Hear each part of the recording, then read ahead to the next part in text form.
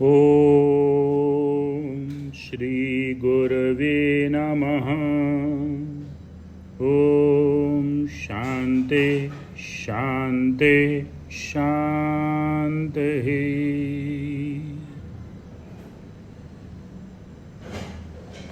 खंडानंद बोधाय शिष्य संतापहारिणे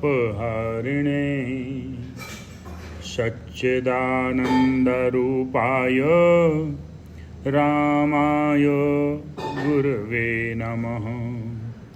ओम शांति शांति शांति।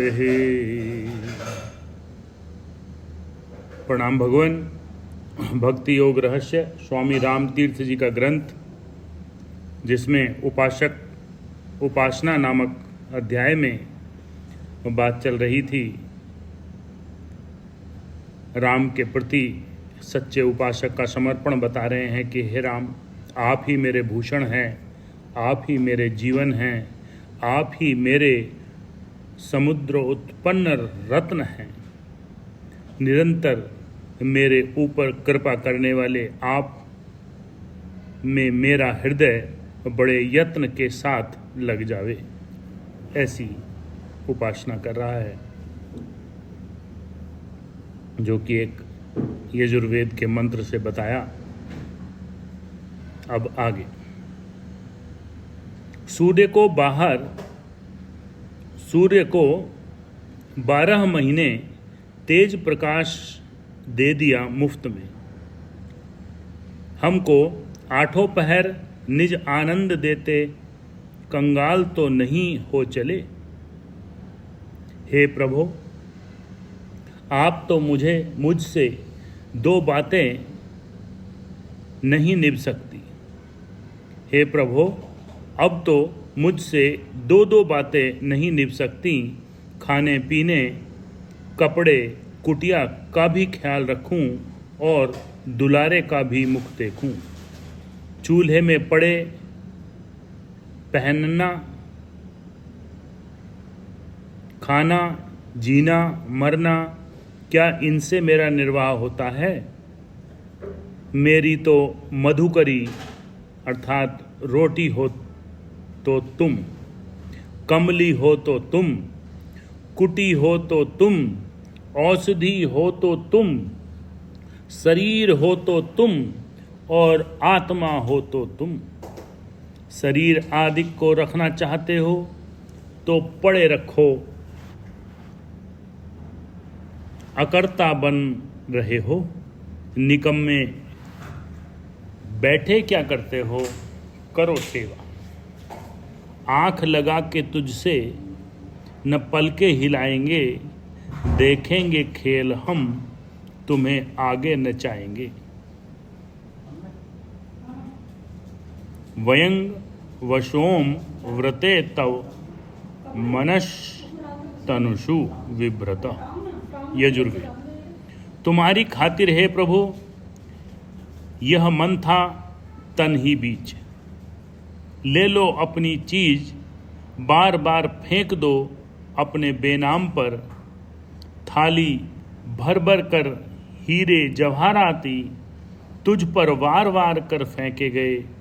जिनको लोग तारे, नक्षत्र, ग्रह, चंद्र, सूर्य और पृथ्वियां कहते हैं, लूट लो ज्योतिषियों, लूट लो तत्वज्ञानियों, लूट लो सौदागरों, राजाओं, लूट लो। पर हाय मार डालो तो भी मैं यह माल नहीं लूंगा।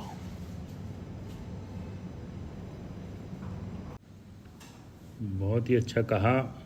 लूट लो ज्योतिषियों, लूट लो तत्वज्ञानियों, लूट लो सौदागरों, राजाओं, लूट लो।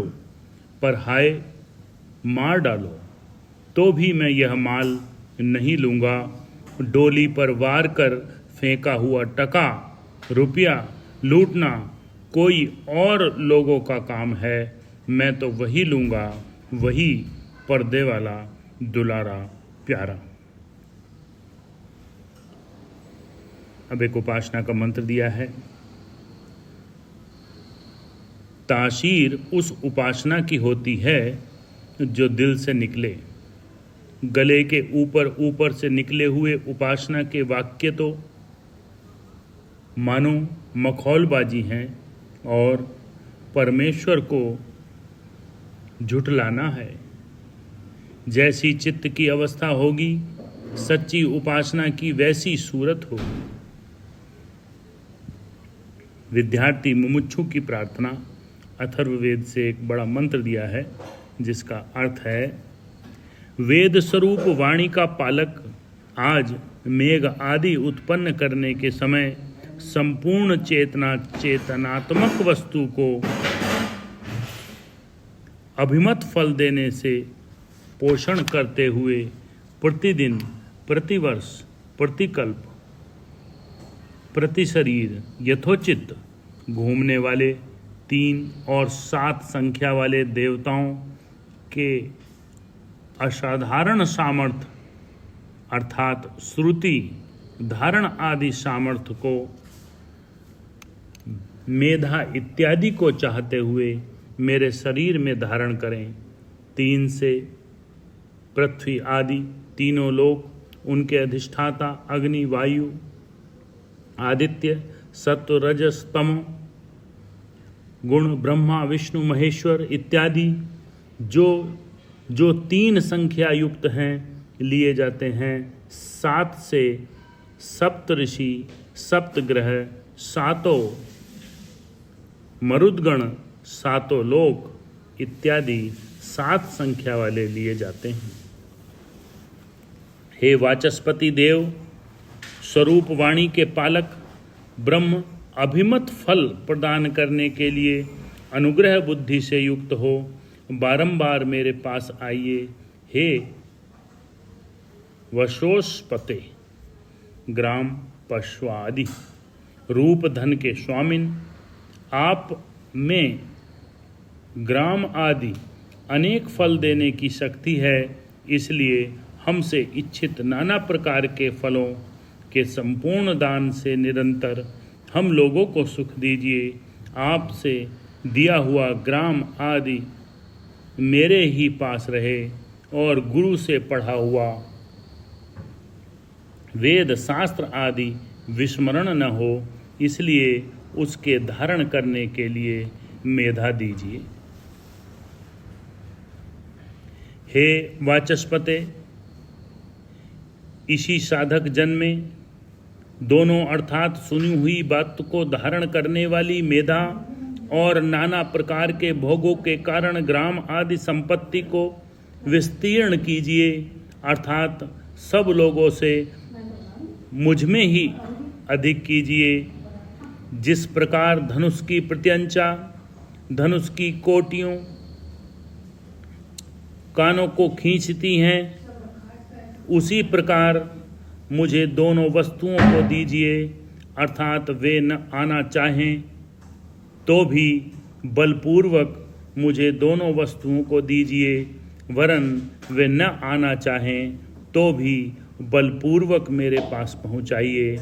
और हे विधाता, दिए हुए समस्त फल को मेरे में दृढ़ कीजिए और मुझको श्रुत अर्थात मेधा आदि को मेरे में सबसे अधिक कीजिए। समीप में आवाहन किया गया है, बुलाया गया है। वाचस्पति देव शास्त्र आदि का पालक मेधा इत्यादि चाहने वाले हम लोगों को चाहे हुए फल देने की अनुज्ञा करें और उसकी अनुज्ञा से प्राप्त मेधा से हम वेद शास्त्र आदि को प्राप्त होवें। उस वेद शास्त्र आदि से हमारा कभी वियोग न होवे, अर्थात वेद शास्त्र आदि से हम सदा युक्त रहें। इस वाच अर्थात वाणी में वाणी के पति वाचस्पति रूप में ब्रह्म का ध्यान है। सब जब लोहा अग्नि में पड़ा रहे, अग्नि के गुण उसमें आ जाते हैं। इसी तरह जब बुद्धि व मन के पति सर्वव्यापी चैतन्य में कुछ काल अभेद रहे, तो उसमें विचित्र शक्ति भला कैसे न आएगी। कोई भी मंत्र हो उसको खाली पढ़ या गाकर नहीं छोड़ना चाहिए, किंतु पढ़कर उसके भावार्थ में मन को लीन और शांत कर देना चाहिए। ओम शांति शांति शांति।